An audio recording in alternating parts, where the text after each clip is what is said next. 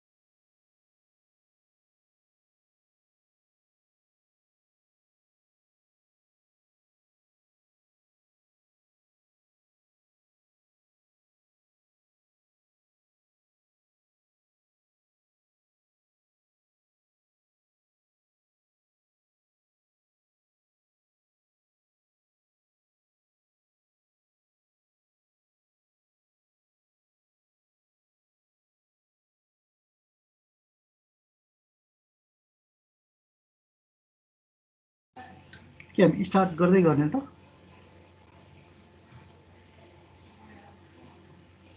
हुन्छ सर।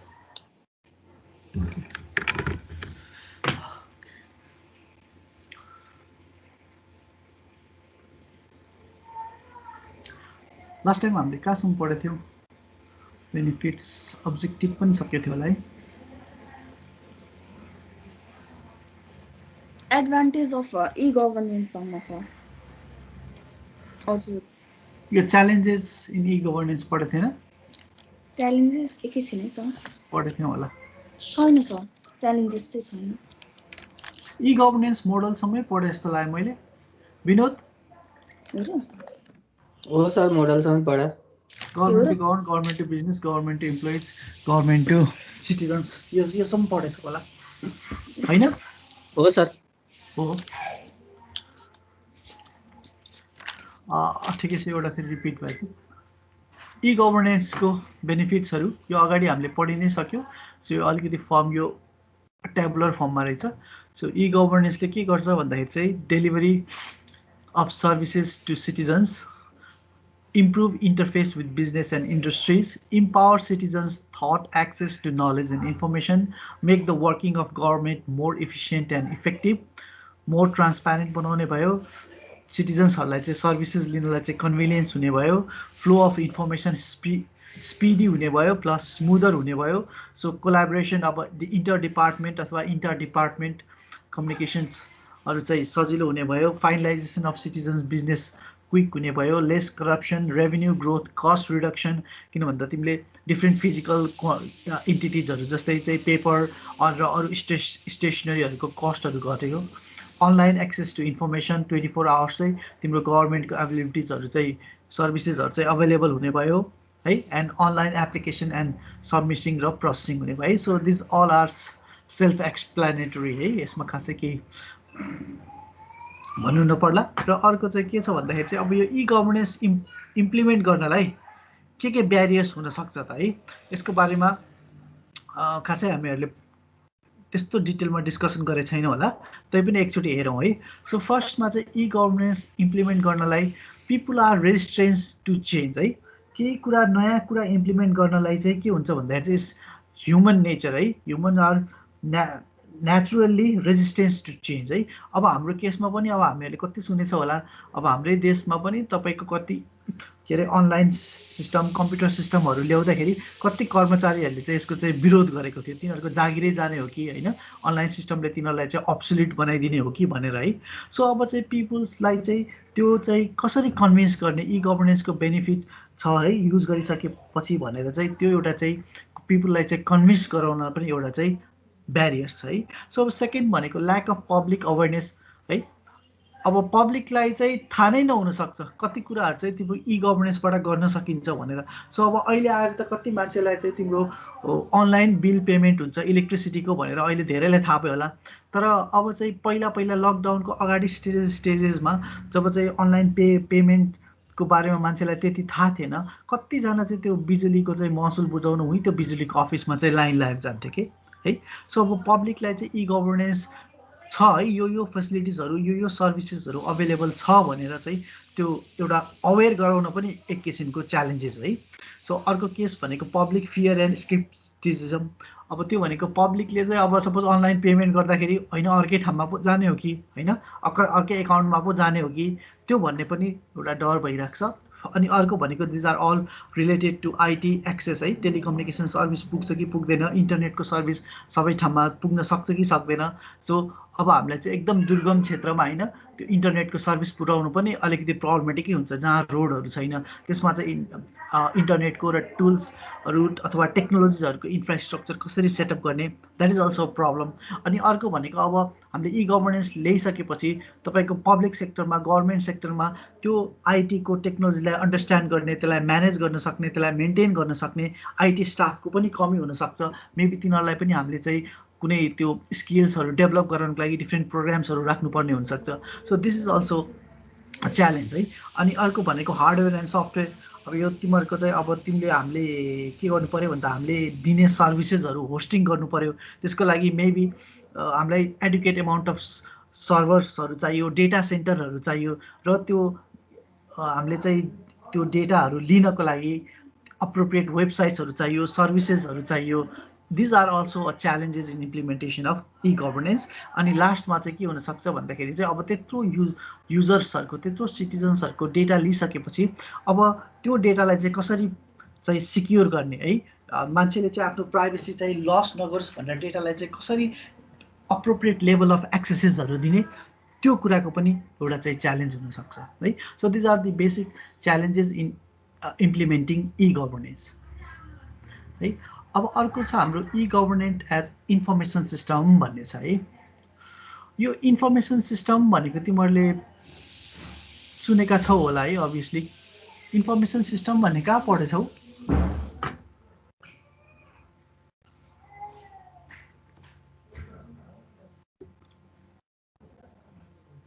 कसैले सुनेछ यो इन्फर्मेसन सिस्टम भन्ने?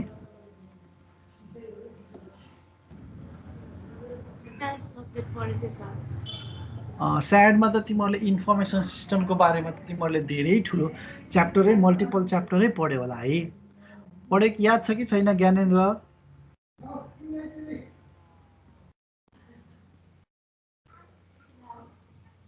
विनोद हजुर सर सुनेको हो यो इन्फर्मेसन सिस्टम भन्ने? सुनेको पनि हो पढेको पनि हो सर अलिअलि थाहा पनि छ के हो है जस्तै पढ्यो होला नि त MIS management information system expert system हैन टिपो transaction processing office transaction processing system decision support system भनेर इन्फर्मेसन सिस्टम तिमीहरूले स्याड हो कि तिमीहरूको आइएसटी थियो नाम सिस्टम एनालाइसिस एन्ड डिजाइन बिआइटीमा सिस्टम एनालाइसिस एन्ड डिजाइन होला त्यसमा त तिमीहरूको त्यो सब्जेक्टमा लगभग फर्स्टको च्याप्टर त information system and its type भन्ने नै थियो होला है। याद छैन कसैलाई पनि इन्फर्मेसन सिस्टम भनेको के हो भनेर है? सो अब इन्फर्मेसन सिस्टम भनेको के हो भन्दा information system is an integrated set of components for collecting storing and processing data and for providing information and knowledge है। सो इन्फर्मेसन सिस्टमले के गर्छ भन्दाखेरि चाहिँ it's a complex set of components त्यसमा धेरै कम्पोनेन्ट्सहरू हुन्छ के कम्पोनेन्ट्सहरू हुनसक्छ हामी अलिकति पछाडि हेर्छौँ र त्यो कम्पोनेन्टले के गर्छ भन्दाखेरि चाहिँ डिफ्रेन्ट ठाउँबाट चाहिँ डेटाहरू कलेक्ट गर्ने है। जस्तै चाहिँ इन्फर्मेसन सिस्टममा चाहिँ डेटा कलेक्ट गर्ने सिस्टमलाई चाहिँ के भनिन्छ थाहा छ? डेली ट्रान्जेक्सनहरूको डेटा कलेक्ट गर्ने सिस्टमलाई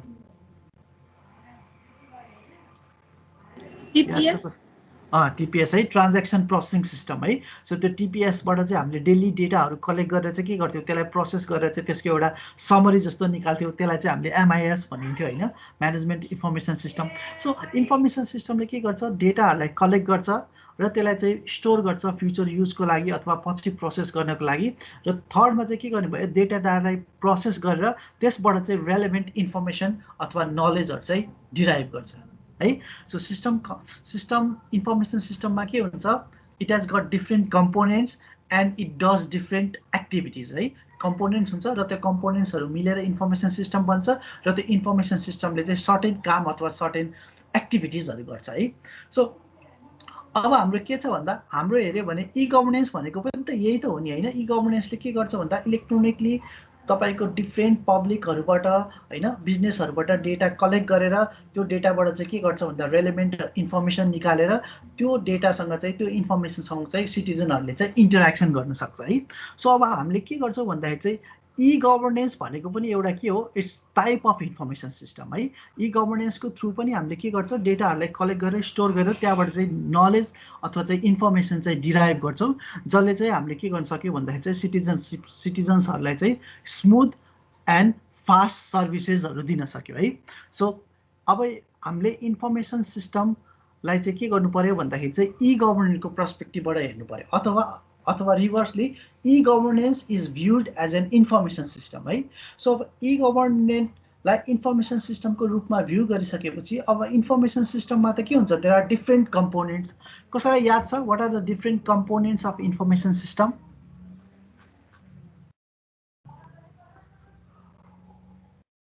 है सर कलेक्सनहरू हो के चाहिँ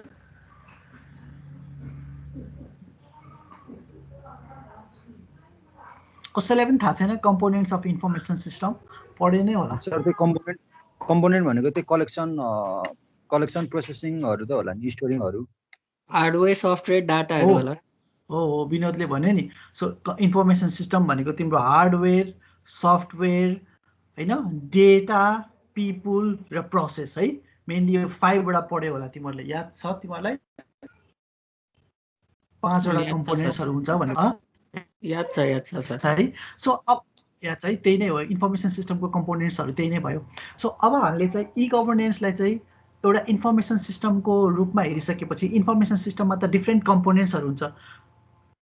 सो सिमिलरली के हुन्छ भन्दाखेरि चाहिँ अब हामीले ई गभर्नमेन्टमा युज हुने डिफ्रेन्ट कम्पोनेन्ट्सहरूलाई हेर्छौँ के when e-government is viewed as an information system, and information system has different components. Hence, by this logic, e-government is composed of different के हुन्छ components है। अब त्यो components को रूपमा हेर्यो भने चाहिँ त्यसलाई चाहिँ हामीले के भनिन्छ भन्दाखेरि चाहिँ इट्स कॉल्ड यो स्ट्रक्चरल भ्यू है।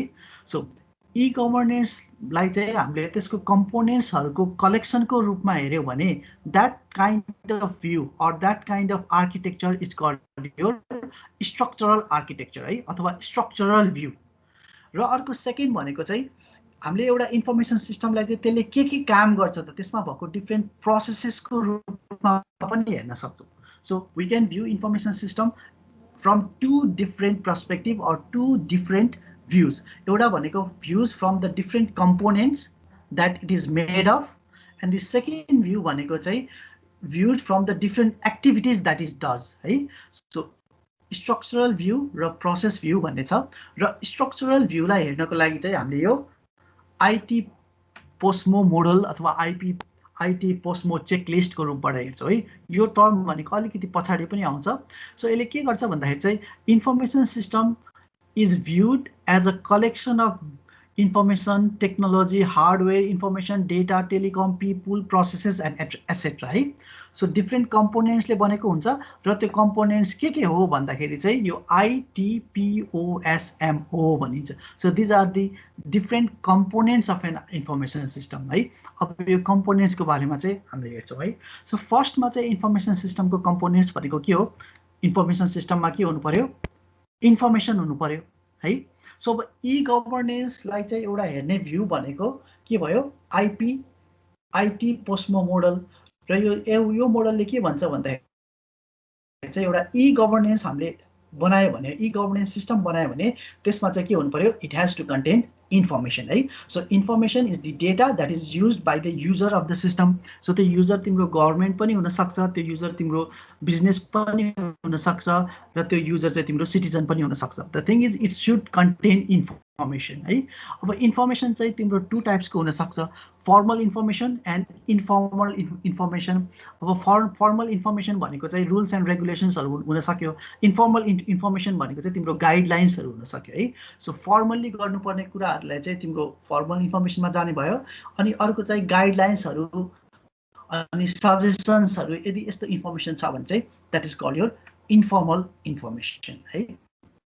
एकदम डिटेलमा केही पनि जानु पर्दैन, you just have to know that one of the components of E government when viewed as an information system from the perspective of structural view is information. अब second चाहिँ के हो टेक्नोलोजी है। सो ई गभर्नमेन्टमा के हुनु पर्यो it should also include technology है। So अब टेक्नोलोजी भन्ने बित्तिकै हामीले चाहिँ सबै डिजिटल हुनुपर्छ भन्ने छैन। सो अब हामीले ई गभर्नमेन्ट इम्प्लिमेन्ट गर्दाखेरि हामीले यदि नन डिजिटल टेक्नोलोजीहरू युज गर्यो भने that is also included in the e government है। सो टेक्नोलोजी भनेको अब आइटी डिजिटल आइटीको सबै कुराहरू हुनसक्छ, कम्प्युटर ल्यापटप होइन, राउटर स्विचेस। त्यसको साथसाथै नन आइटी नन डिजिटल आइटीको टेक्नोलोजी पनि हुनसक्छ, जस्तै चाहिँ एनालग सिस्टम अथवा पेपर्सहरू पनि हुनसक्छ है।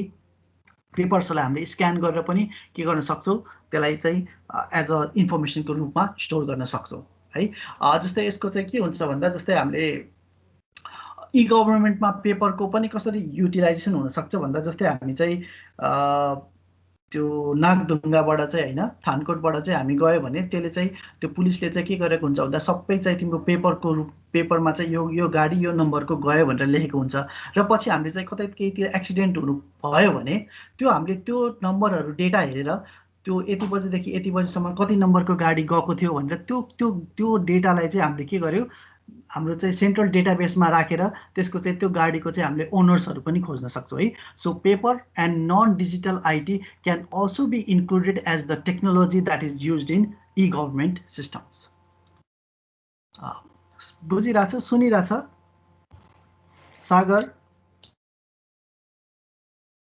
सागर नेउपाने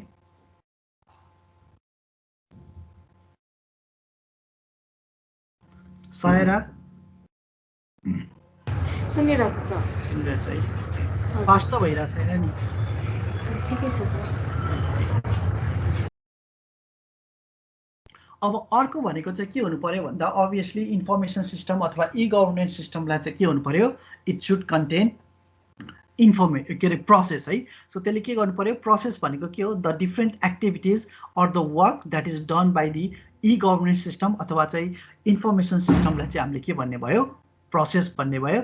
र त्यो प्रोसेस भनेको तिम्रो गभर्मेन्टको प्रोसेस, गभर्मेन्टको एक्टिभिटिजहरू पनि हुनसक्छ अथवा चाहिँ तिम्रो त्यो बिजनेसको एक्टिभिटिज पनि हुनसक्छ। फर इक्जाम्पल तिम्रो बिजनेसले चाहिँ ई बिडिङ गर्न सक्छ होइन, सो त्यो ई बिडिङको भयो, अथवा चाहिँ बजेट रिलेटेड तिम्रो चाहिँ केही प्रोसेसहरू छ, केही नेगोसिएसन्सहरू छ भने त्यो कुरालाई पनि के हुने भयो, that is also included in the process of the E government as a information system है। अर्को त्यसको चाहिँ के हुनु पर्यो भन्दाखेरि चाहिँ अर्को यो चाहिँ नन टेन्जिबल कुरा भयो है। सो ई गभर्मेन्टमा चाहिँ के हुनु पर्यो भन्दाखेरि चाहिँ अब चाहिँ that should also contents objective and values है। त्यो हामीले ई गभर्नेन्स चाहिँ किन बनाएको, के को लागि बनाएको, त्यो सर्टेन सर्भिसेसहरू छ भने त्यो सर्भिसले एचिभ गर्न खोजेको अब्जेक्टिभ के हो, त्यसको टार्गेट्सहरू के त्यो कुरालाई पनि डिफाइन गर्नु पर्यो। र अर्को चाहिँ के हुनु पर्यो भन्दाखेरि चाहिँ भ्यालुजहरू पनि हुनु पर्यो है। सो भ्यालुज भनेको चाहिँ तपाईँको चाहिँ राइट थिङ्सहरूलाई मात्र गर्नु पर्यो, रङ तरिकाले चाहिँ कामहरू गर्नु भएन है।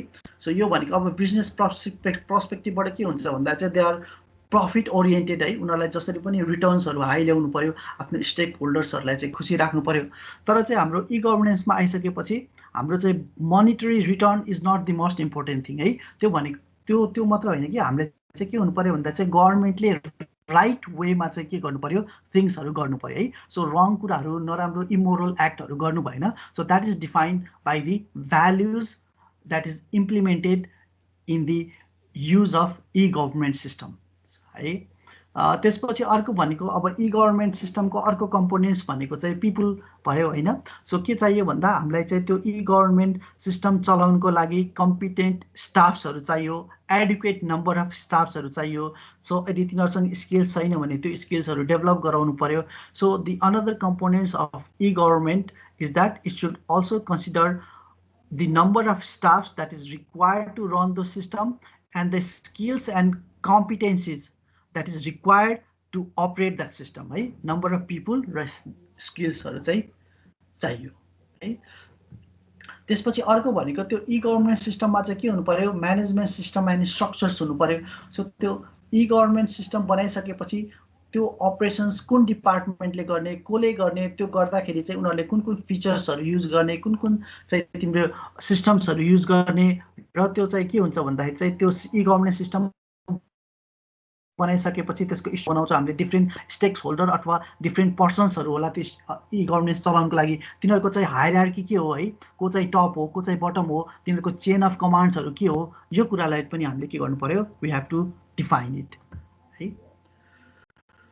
अर्को भनेको त्यो बाहेक अरू इन्फर्मेसन सिस्टम अथवा चाहिँ ई गभर्मेन्टलाई इम्प्लिमेन्ट गर्दाखेरि अरू रिसोर्सेसहरू पनि चाहिन सक्छ। फर इक्जाम्पल बजेटको कुरा आयो, त्यो ई गभर्नेन्स सिस्टम बनाउनको लागि कति बजेटहरू चाहिन्छ, त्यसपछि मेबी त्यो हामीले चाहिँ सिस्टमहरूलाई लगेर काहीँ राख्दाखेरि त्यसको लागि सर्टेन एरियाज अथवा रियल इस्टेट्सहरू लिनुपर्ने हो कि, यो कुरालाई पनि हामीले के गर्नुपर्छ, एउटा ई गभर्मेन्ट सिस्टमको कम्पोनेन्ट्सको रूपमा चाहिँ कन्सिडर गर्नुपर्छ है। So that is one view to see e-government, right? From the perspective of its components. ठीक छ, यसमा के प्रब्लम्सहरू छ?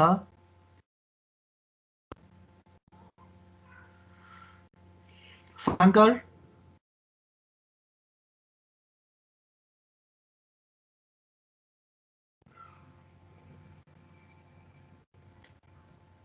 विनोद,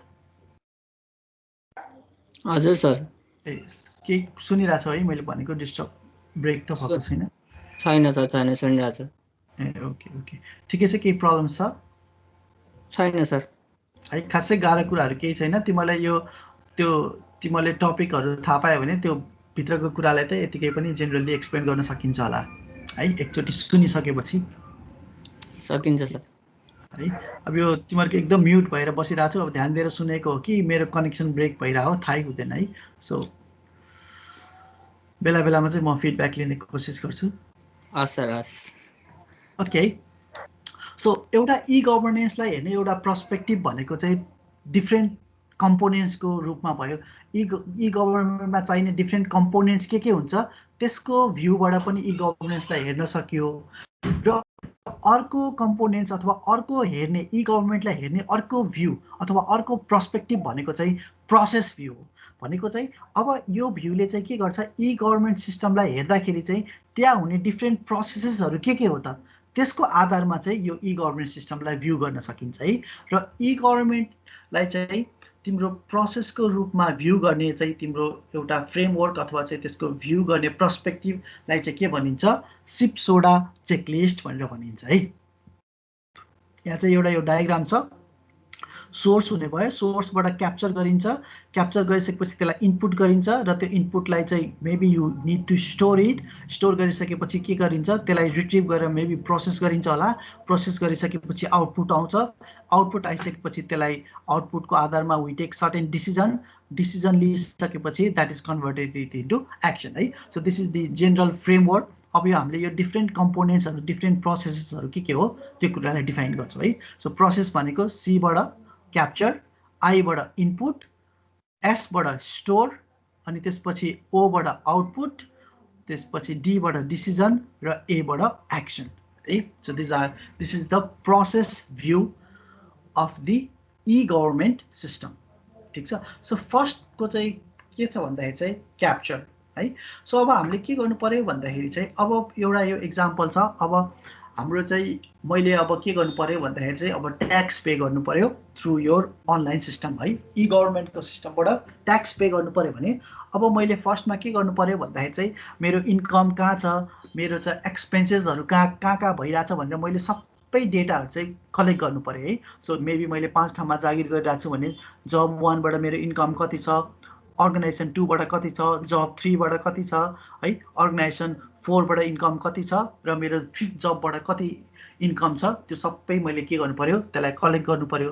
त्यसपछि मेरो चाहिँ के गर्नु पर्यो, मलाई चाहिँ ट्याक्स तिर्नको लागि कति केसमा चाहिँ तिम्रो ट्याक्स फ्री एक्सपेन्सेसहरू हुन्छ होइन। सो फर इक्जाम्पल मेरो घरको लोन पेमेन्ट गर्नु छ भने त्यसलाई चाहिँ ट्याक्स डिडक्टिबल होला है, त्यसमा ट्याक्स पे नगर्नु पर्ला। सो मैले ट्याक्स फ्री चाहिँ मेरो के छ, ट्याक्स फ्री अथवा ट्याक्स फ्री एक्सपेन्सेसहरू के छ त्यसको बारेमा मैले इन्फर्मेसन ग्यादर गर्नु पर्यो। र प्रब्लली मेरो सेयर मार्केटमा नि मैले गरिरहेको छु होला, त्यो सेयर मार्केटमा भएको इन्फर्मेसनहरू मेरो कति इन्कम भइरहेछ, सो त्यो इन्फर्मेसन पनि के गर्नु पर्यो, क्याप्चर गर्नु पर्यो है। सो यो क्याप्चर फेज भनेको मलाई त्यो मेरो एउटा ट्याक्स पेयरको पर्सपेक्टिभबाट चाहिनेहरू सबै इन्फर्मेसन ग्यादर गर्ने प्रोसेसलाई चाहिँ के भनिन्छ, क्याप्चर भनियो। सो यो ग्यादर गरिसकेपछि यो इन्फर्मेसनलाई अब मैले के गर्नु पर्यो, I have to feed it into your E governance system है।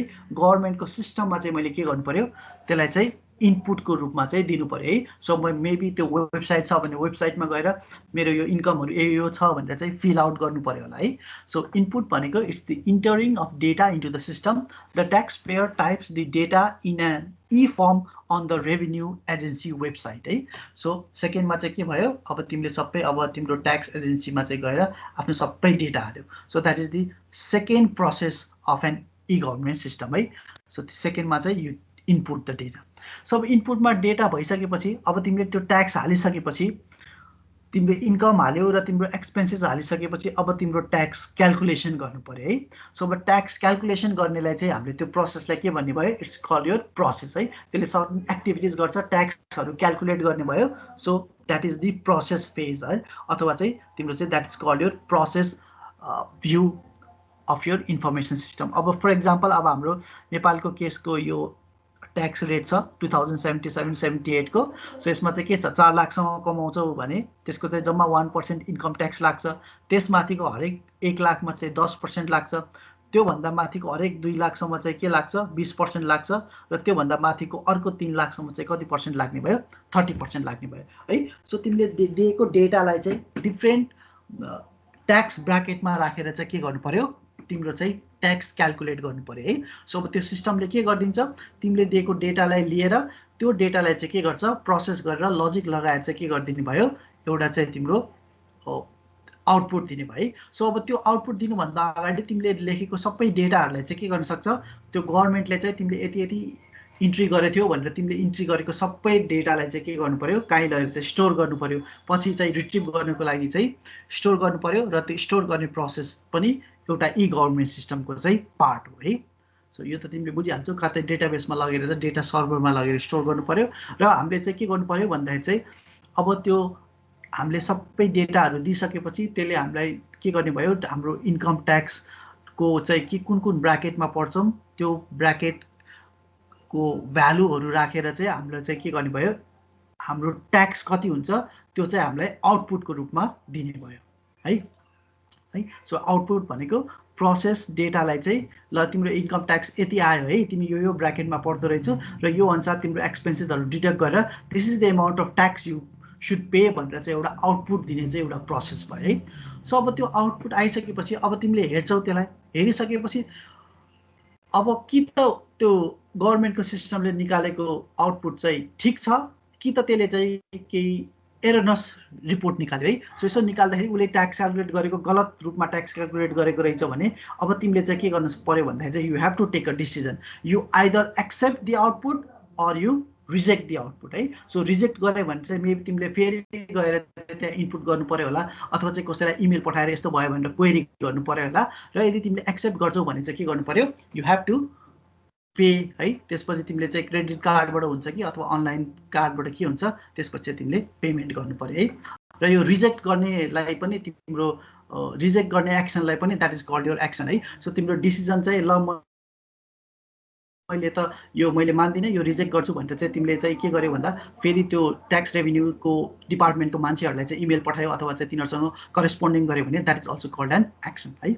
सो यो now maybe this figure will make some sense है। सो सोर्स हुन्छ, सो तिम्रो डिफ्रेन्ट सोर्सबाट चाहिँ हामीले के गरिन्छ, डेटालाई क्याप्चर गरिन्छ र त्यो डेटाको लागि गरे सबै डेटा क्याप्चर गरिसकेपछि के गरिन्छ भन्दाखेरि चाहिँ त्यसलाई चाहिँ सर्टेन मेथडबाट कुनै ई गभर्मेन्ट अथवा वेबसाइटबाट चाहिँ के गरिन्छ, फर्म्सको थ्रु चाहिँ त्यसलाई इनपुट गरिन्छ र त्यो इनपुट गरेको डेटालाई चाहिँ हामीले स्टोर गरिन्छ हैन, so that you can retrieve it at a future time. र त्यसपछि के गरिन्छ, त्यो डेटालाई चाहिँ प्रोसेस गरिन्छ र त्यो प्रोसेस गरेर चाहिँ यो आउटपुट निकालिन्छ र त्यो आउटपुट चाहिँ हामीले त्यो सिस्टमको युजरलाई दिन्छौँ र त्यो युजरले त्यो आउटपुटको आधारमा चाहिँ एउटा डिसिजन लिन्छ र त्यो डिसिजन लिइसकेपछि उसले चाहिँ एउटा सर्टेन एक्सन चाहिँ लिने भयो है।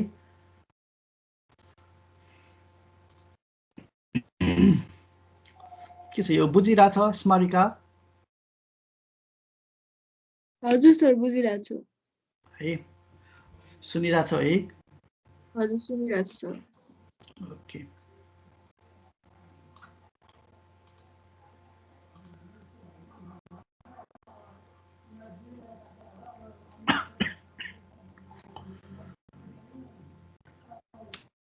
अर्को छ है हाम्रो ई गभर्मेन्ट स्टेजेस अफ डेभलपमेन्ट। अब हामीले अगाडि पनि मैले एकचोटि भनेको थिएँ, हामीले ई गभर्मेन्ट इम्प्लिमेन्ट गर्ने भन्ने बित्तिकै हामीले चाहिँ अब रातारात ई गभर्मेन्ट इम्प्लिमेन्ट गर्न सकिँदैन है। It's a slow and tedious process है। अब त्यसको लागि अब हामीले ई गभर्मेन्ट इम्प्लिमेन्ट गर्दाखेरि there are various processes.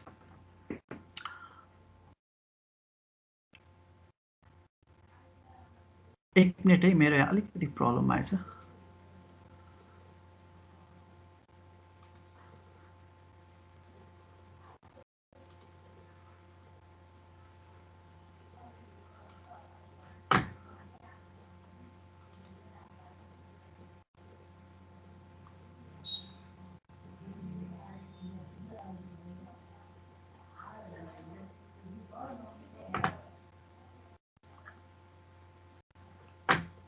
Hello, सुनिरहेछ?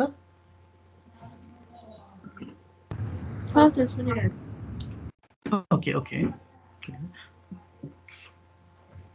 So अब हामीले ई गभर्मेन्ट इम्प्लिमेन्ट गर्दाखेरि we can't implement e governance overnight है। So there are implementation of e government takes time है एन्ड एक्सपिरियन्स है। सो अब ई गभर्मेन्ट चाहिँ develop हुने चाहिँ के छ, भेरियस डेभलपमेन्ट स्टेजेसहरू छ। यसलाई चाहिँ कहीँ तिमीले maturity model भनेर पनि देख्छौ है. So e-governance maturity model is based upon the conventional software maturity models, proposes some level of maturity depending upon the effectiveness with which the e-governance effort have been initiated, implemented, or successfully completed. The model also of key focus areas that need to be concentrated for attaining a specific maturity. है. So के भन्छ भन्दा तपाईको e-governance implement गर्दाखेरि चाहिँ के हुन्छ, there are various stages in which you can implement e-governance र तिमीले चाहिँ के गर्छौ भन्दाखेरि चाहिँ यसको यो मोडलले चाहिँ तिमी अहिले e-governance को इम्प्लिमेन्टेसन को कुन स्टेजमा छौ र तिमीले चाहिँ अर्को स्टेजमा जानको लागि के काम गर्नुपर्छ त्यो कुरालाई चाहिँ यसले डिस्क्राइब गर्ने भयो है.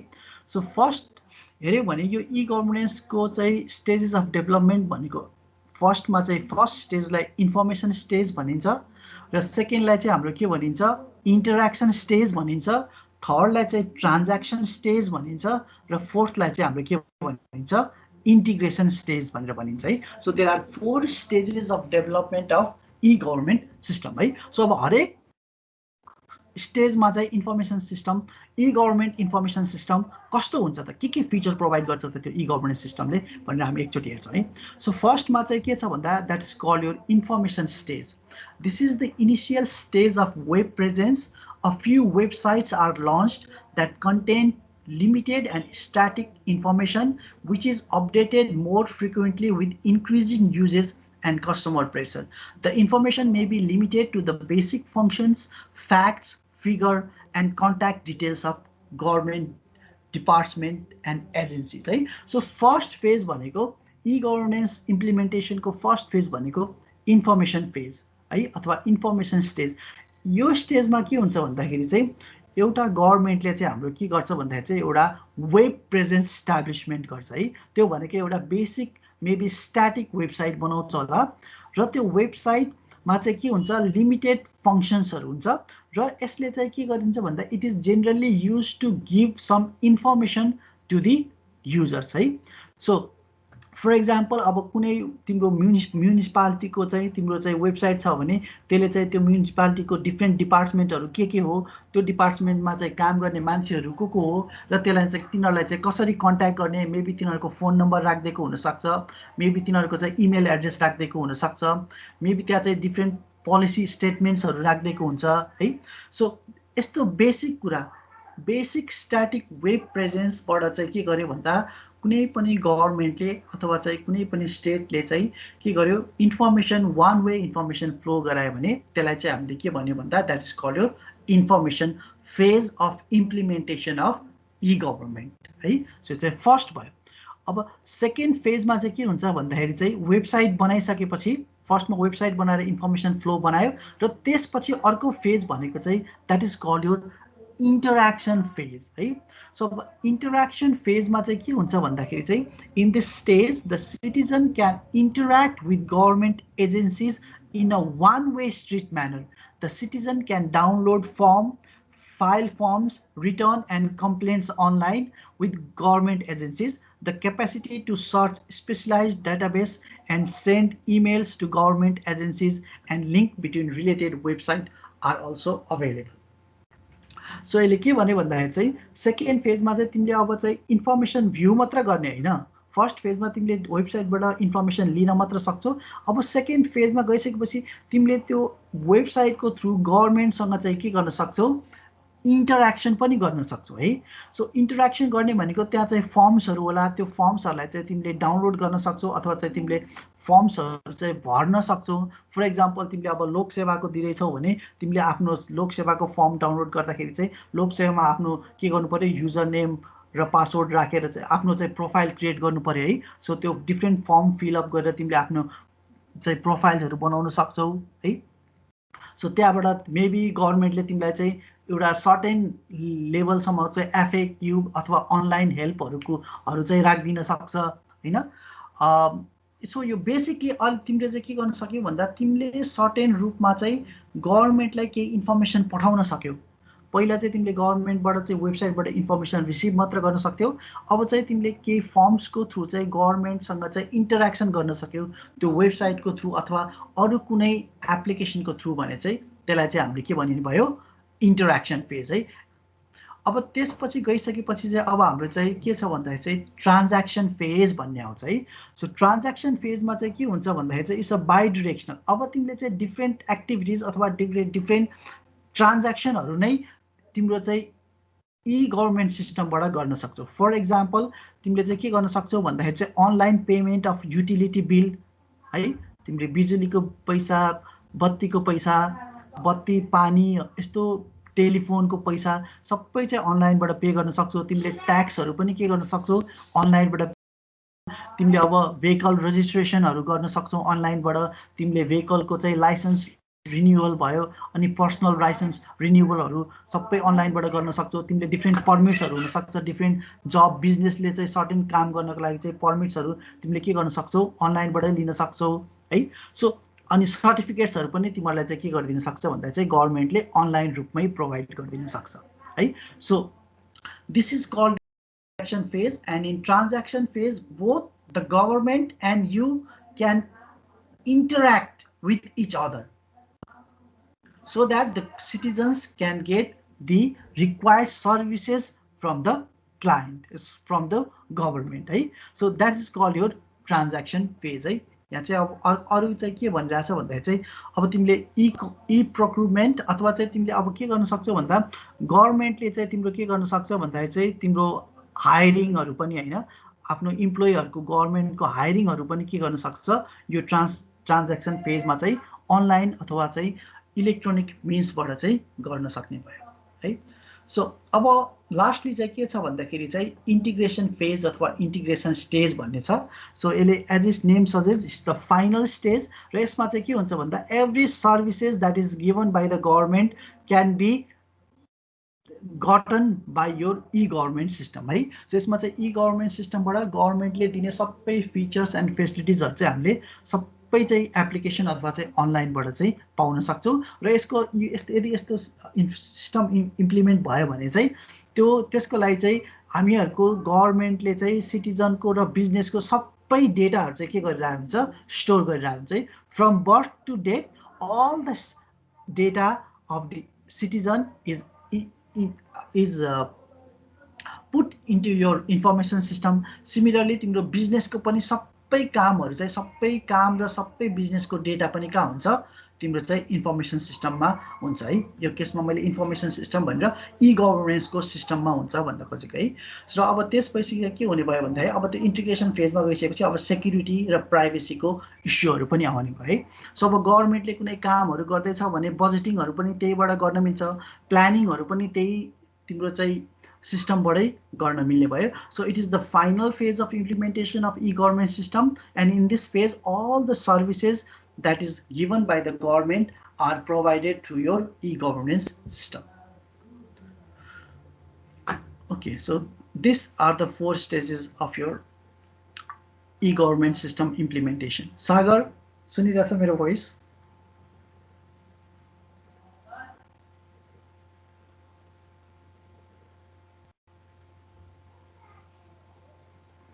Anisha?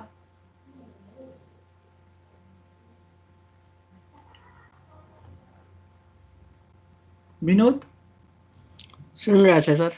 खै साथीहरू खै त खै कोही बोल्दैनन्, कोही छैन सर यतिसम्म हामी खै है। म त आफ्नो स्क्रिनसँग मात्रै बोलिरहेको त होइन नि। होइन सर हामी सुनिरहेछौँ। ओके, के छ केही प्रब्लम्सहरू छ त्यस्तो गाह्रो केही पनि छैन है? छैन सर त्यस्तो हल्का गफै गफ जस्तो हो है। तै पनि अलिकति टपिक थाहा पाएर त्यो टपिकलाई अलिकति एक्सप्लेन गर्नु पर्यो। सो अर्को एउटा छ तिमीले online delivery and electronic service delivery.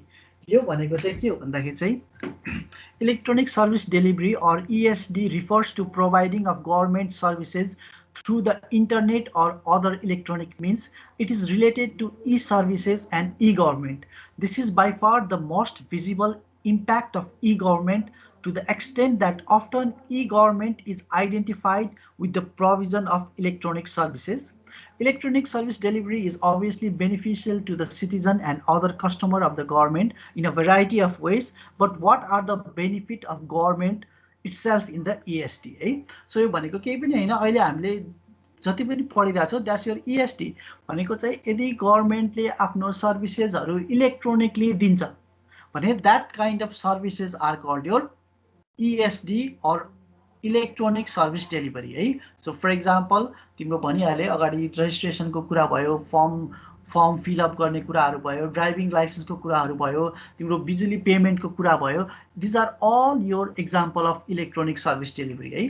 यदि गभर्मेन्टले आफ्नो सिटिजनलाई इलेक्ट्रोनिक रूपमा कुनै सर्भिस दिन्छ भने that's called your electronic service delivery. र यसको चाहिँ बेनिफिटहरू के हुन्छ हामीहरूले अगाडिदेखि पढिरहेछौँ है। त्यो ट्रान्सप्यारेन्ट हुने भयो, तिम्रो सर्भिसेसहरू हामीले फास्ट पाउन सकिने भयो, तिम्रो अकाउन्टेबिलिटी भयो होइन, तिम्रो मोरल भयो, तिम्रो ट्रान्सप्यारेन्सी भयो, यो कुराहरू हामीले सबै पढिरहेछौँ। यो त कस्टमरको पर्सपेक्टिभबाट भयो, सिटिजन्सहरूको पर्सपेक्टिभबाट भयो। तर गभर्मेन्टको पर्सपेक्टिभबाट EST युज गरेर चाहिँ गभर्मेन्टलाई चाहिँ के फाइदा भयो त है, यो कुरा पनि हामीले हेरौँ है। सो गभर्मेन्टलाई फाइदा हुने भनेको चाहिँ एउटा फर्स्टमा चाहिँ गभर्मेन्टको इमेज चाहिँ बेटर हुने भयो है।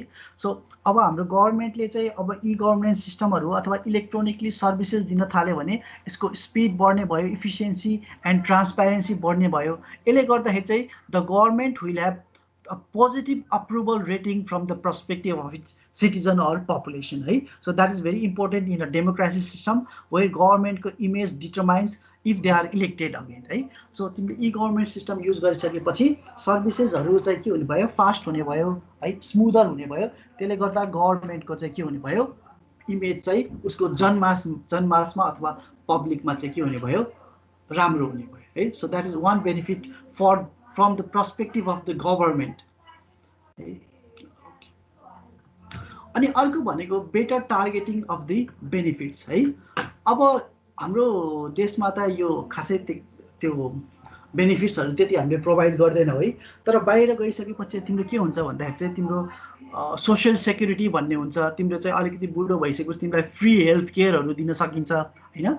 सो अब कति केसमा चाहिँ तिम्रो सबै तिम्रो चाहिँ के भइरहेको हुन्छ भन्दाखेरि चाहिँ फर्जरी भइरहेको हुन्छ कि कतिले चाहिँ तिम्रो चाहिँ बेनिफिट्सहरू चाहिँ उनीहरूले नपाउनेमा पनि के भइरहेको हुन्छ भन्दाखेरि चाहिँ तिनीहरूले बेनिफिट्सहरू लिइरहेको हुन्छ है। सपोज फर इक्जाम्पल चाहिँ अब कति हाम्रै देशमा पनि तिमीहरूले सुनिरहेछौ होला, कति केसमा मरेको मान्छेको पनि तिमीहरूको भत्ता चाहिँ अफिसमा गएर चाहिँ लिइरहेको हुन्छ कि आफ्नो ग्रान्ड प्यारेन्ट्सहरू मरेको छ अथवा आफ्नो बाउहरू मरिसकेपछि पनि उनीहरूले चाहिँ त्यो चाहिँ उनीहरूको कागजातहरू लगाएर चाहिँ के गरिरहेको हुन्छ, तिनीहरूले चाहिँ पाउने वृद्ध भत्ताहरू लिएको पनि कति केसेसहरू छ है। सो अब गभर्मेन्टले चाहिँ के गर्न सक्छ भन्दा इलेक्ट्रोनिक गभर्मेन्ट्स इम्प्लिमेन्ट गरिसकेपछि, इलेक्ट्रोनिकली सर्भिस दिइसकेपछि सबै डेटा त के हुने भयो, तिम्रो इन्फर्मेसन चाहिँ डेटाबेसमा गएर बस्ने भयो गभर्मेन्टको। र उसले चाहिँ त्यो डेटाबेसको आधारमा चाहिँ गभर्मेन्टले चाहिँ के थाहा पाउन सक्छ भन्दा कुन मान्छेहरू चाहिँ अहिलेसम्म अलाइभ छ, कसको चाहिँ डेथ भइसकेको छ, त्यो सबै डेटाबेसमा जाने भयो। डेथ सर्टिफिकेट लिनुपर्छ डेथ भइसकेपछि है। सो गभर्मेन्टले चाहिँ के गर्न सक्ने भयो भन्दाखेरि चाहिँ उसँग इलेक्ट्रोनिकली इम्प्लिमेन्ट गरिसकेपछि उसले चाहिँ बेनिफिट दिनलाई चाहिँ के गर्न सक्ने भयो, इफिसियन्टली र इफेक्टिभली चाहिँ उसले सिटिजन्सहरूलाई चाहिँ बेनिफिट्सहरू दिन सक्ने भयो है। अर्को भनेको चाहिँ कन्ट्रोल अफ करप्सन है। अब हामीले चाहिँ the speed and transparency and accountability is brought into government agencies है, coupled with the simplification and rationalization of procedure as a part of e-government create an environment that discourages corrupt practices or in the least makes it easier to detect them and punish the culprit है। So सबै services हामीले चाहिँ इलेक्ट्रोनिकली दिइसकेपछि सबै त्यसको record हुने भयो। त्यो रेकर्डले गर्दाखेरि चाहिँ तिम्रो गभर्मेन्टको डिफ्रेन्ट मान्छेहरूले है, गभर्मेन्टको डिफ्रेन्ट डिपार्टमेन्टमा बसेको मान्छेहरूले चाहिँ करप्सन गर्ने चाहिँ चान्सेसहरू कम भयो, किन भन्दा सबै रेकर्ड अनलाइन हुन्छ। र यदि करप्सन गरेको केसमा चाहिँ तिनीहरूलाई डिटेक्ट गरेर तिनीहरूलाई पनिस गर्नलाई चाहिँ सजिलो हुने भयो है। So these are the 3 benefits that the e-government system brings from the perspective of the government है। Better image, better targeting of benefits to the citizens and control of corruption.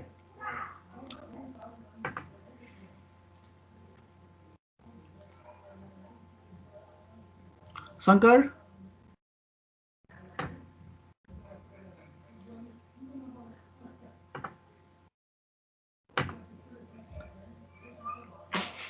Gyanendra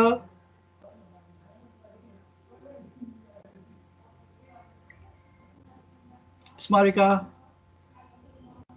हजुर सर ए छौ नि हैन तिमीहरू हजुर सर बोल्दैनन् ए ठिक छ बोल्दैनन् है होइन सर के अलिअलि बुझिरहेछ नि सर बुझिरहेको छ है सर त्यो लास्टको कन्ट्रोल अफ करप्सनको चाहिँ एक्सप्लेनेसन थिएन स्क्रिनमा त्यो नभएकै हो कि नआएको हो त्यो तिमीहरूकोमा आएन आएको थिएन ए ओके म त्यो राख्दिउँ होला त्यहाँ छुटेको होला कि अब माइक हुन भएन त के भन्यो तर यहाँ मेरो त खोइ चलि नै रहेछ नि के भयो माइक के चले छैन तिम्रो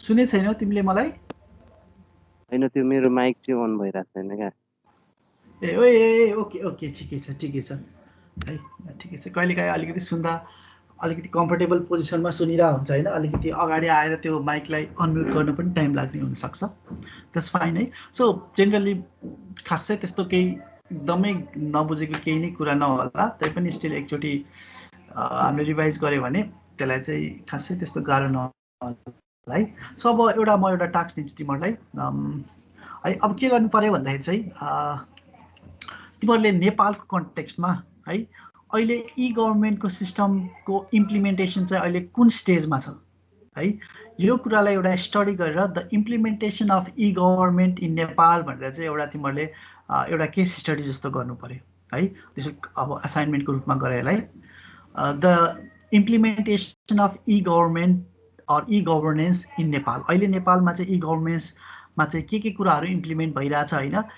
इम्प्लिमेन्ट गर्नलाई सकिने कुराहरू के छ र त्यो इम्प्लिमेन्ट गर्नलाई चाहिँ के ब्यारियर्सहरू छ यसको बारेमा चाहिँ एउटा स्टडी गरेर एउटा चाहिँ सबभन्दा सजिलो एउटा चाहिँ एसे भन्दा पनि बेस्ट चाहिँ एउटा प्रेजेन्टेसन जस्तो चाहिँ बनाउनु पर्यो ठिक छ एसे लेख्दा पनि हुन्छ है बुझ्यो मैले भनेको सुन्यो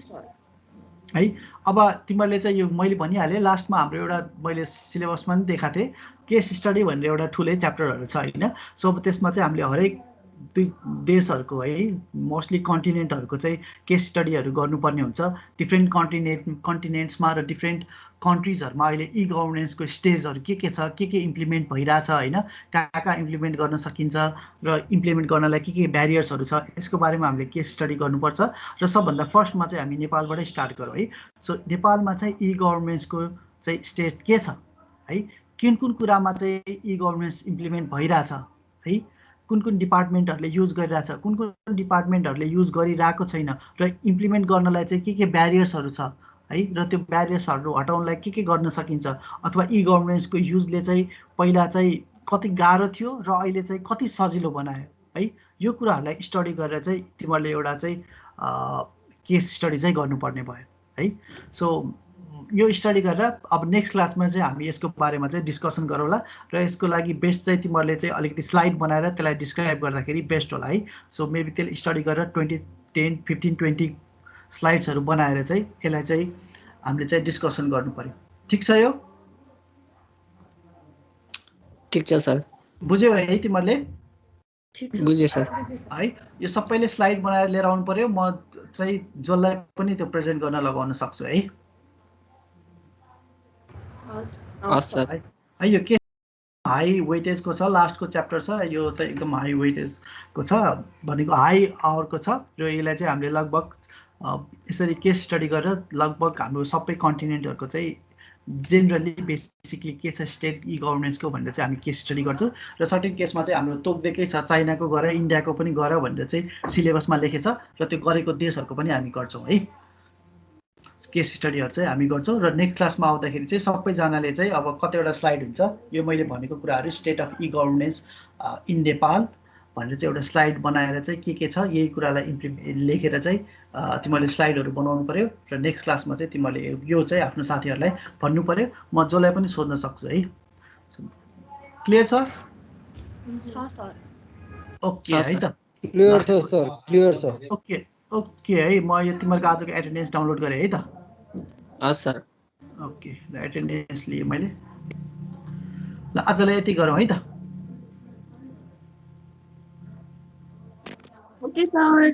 हुन्छ sir. Okay, and okay, have a good night. Good night, Yes. sir. Good night.